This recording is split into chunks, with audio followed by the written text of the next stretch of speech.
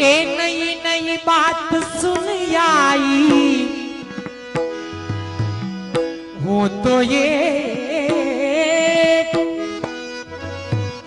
ए नई नई बातें सुन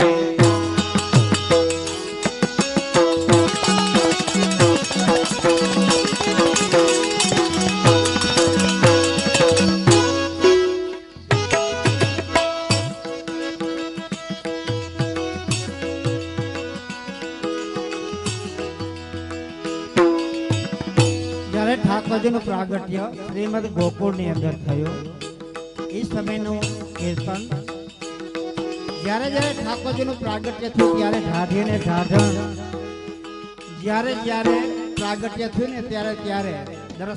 दशरथ राजानी घरे जયારે मर्यादा पुरुषोत्तम श्री रामचंद्रजी प्रागट्य थयुं त्यारे पण ढाढी ढाढण हाजर हता अने श्रीमद गोकुल में पूर्ण पुरुषोत्तम प्रभुનું प्रागट्य થયું ત્યારે પણ હતા અને શ્રી વલ્લભનું પ્રાગટ્ય થયું ત્યારે પણ હતા તો આ કીર્તન એને અનુલક્ષીને છે અમારા ઢાઢણજી આજ નવી એક વધાઈ સાંભળી આવ્યા એના વિશેનું આ કીર્તન